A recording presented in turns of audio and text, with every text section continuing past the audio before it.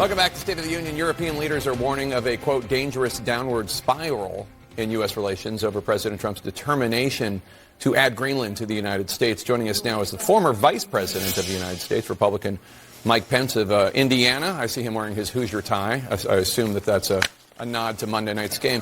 Mr. Vice President, we are seeing a lot you better believe it. Yeah, we're seeing a lot of Republican pushback to the president's focus on Greenland and his threats yesterday to U.S. allies in terms of the tariffs. Republican Congressman Don Bacon told me yesterday in the wake of the president's new tariff threats, quote, I and most Americans disagree with the president's heavy-handedness. He is threatening NATO members, which is shameful, unquote. Are you concerned that these actions are jeopardizing the NATO alliance? Well, I think it's a question right now, Jake, not of what the president's trying to accomplish, but how. And I have concerns about using what I think is a questionable constitutional authority, imposing unilateral tariffs on NATO allies to achieve this objective, as much as I had concerns about the threat of a military invasion, which apparently is no longer being talked about. But the what here, I think, is absolutely in the interest of the United States of America. I mean, literally, I think it was Abraham Lincoln's Secretary of State who negotiated the purchase of Alaska, who first suggested that the United States also purchase Greenland. I traveled to the region in 2019, visited Iceland to literally make the case of our national security interest as China and Russia continue to intrude farther and farther into the Arctic. So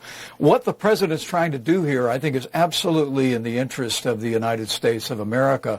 I would just rather see the president use his persuasive powers and U.S. investment in Greenland to lay a foundation for ultimately achieving that goal. As you know, we have a treaty with Denmark that allows the United States to build as many military installations on Greenland as the United States wants. There's one right there now, and there have been up to 17 in the past. French President Emmanuel Macron, in terms of how President Trump is attempting this, he posted on X yesterday in response to the president's threats of tariffs, quote, no intimidation or threat will influence us, neither in Ukraine nor in Greenland nor anywhere else in the world, when we are confronted with such situations, unquote. And that's Macron implicitly putting Trump and Putin on the same level.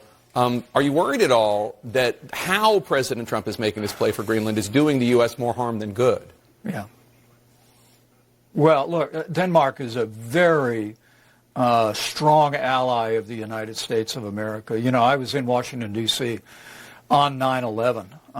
Our NATO allies, for the first time ever, used Article 5. They sent their own into harm's way to defend our country, which is what the NATO treaty requires. And no country lost more soldiers on a per capita basis than Denmark. But I do think that the current posture, which I hope will change and abate, does threaten to fracture that strong relationship, not just with Denmark, but with all of our NATO allies. But this is not new. It's important that people understand. It was 2019, I think, the president first mentioned buying Denmark, and the Danish prime minister, or I think, referred to that as an absurd idea, and the president canceled a trip to Denmark. I ended up traveling to Europe a month later, and then to Iceland to make the case. So I really want to support the president's objective here. I want to encourage people around the country to recognize that we have an absolute national security interest in controlling and I think ultimately owning Greenland. But how we do that, I honestly believe, look, as you said, we've had a treaty with Denmark since 1951. We have a military base there now. There was a point in time where we had 10,000 troops in Greenland. Now I think it's about 200. I think one of the things that the administration could do is simply deploy forces into the region, because the threat that we are faced with continued Arctic incursions by China and Russia is real. The Golden Dome, which I think is a spectacular and visionary idea by the president will require more real estate, including Greenland, to fully implement it. So we have a real interest here, but I'd rather see us making investments, and I think that would lay the predicate for the people of the territory and ultimately Denmark to finding a pathway forward to the United States being able to take Greenland off their hands. A minute ago, you referred to buying Denmark, and I know you meant buying Greenland. I just want to make sure for the record. Yeah, I'm sorry. On Tuesday, let's turn to Iran for a second. On Tuesday, the president posted a message to Iranian patriots in the street promising, quote, help is on its way. Yesterday, the president said it's time for new leadership in Iran after the supreme leader in Iran called the president a criminal. What do you think American help for the citizens of Iran should look like, and should the goal here be regime change?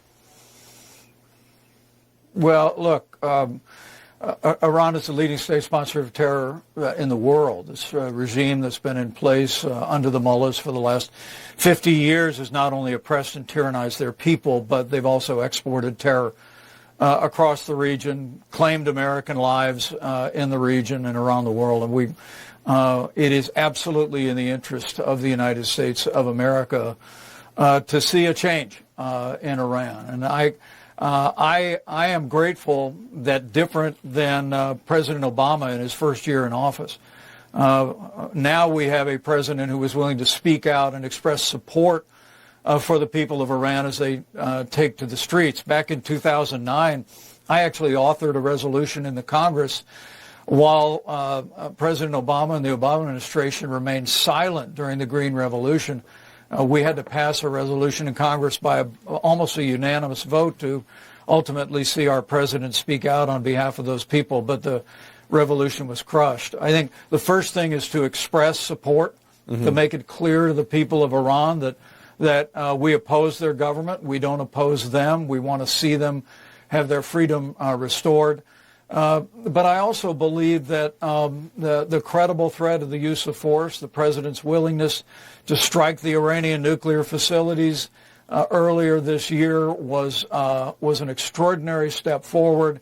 And I think making it clear that if the mullahs continue this reign of terror against their people, that all options are on the table, I think is a way to save lives, but ultimately set the table for a change in Iran, which would not only change the Middle East, Jake, it would change the world. Let's turn back to our own hemisphere in Venezuela. The Trump administration right now seems satisfied with what is basically still the Maduro regime minus Maduro and his wife remaining in power. His vice president is the acting president, and the president has repeatedly praised Delcy Rodriguez. There are no plans for elections as of right now. You were the point person on this issue when you were the vice president.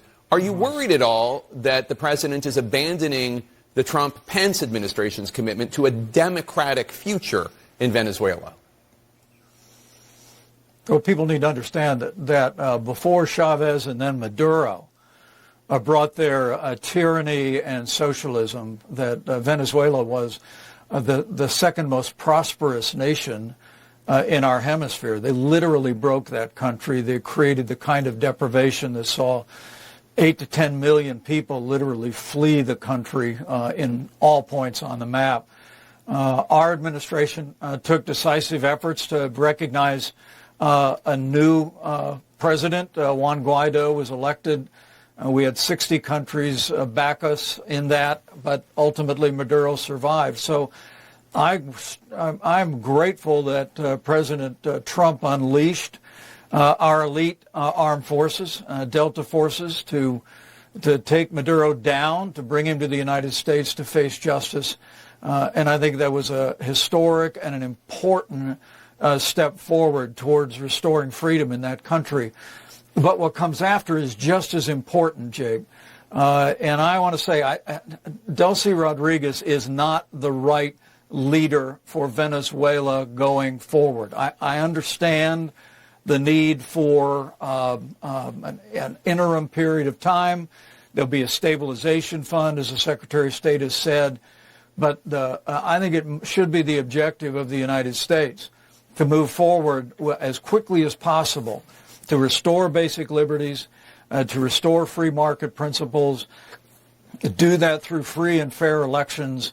And I have no doubt in my mind, whether it's Maria Machado or someone else, that the people of Venezuela will choose freedom.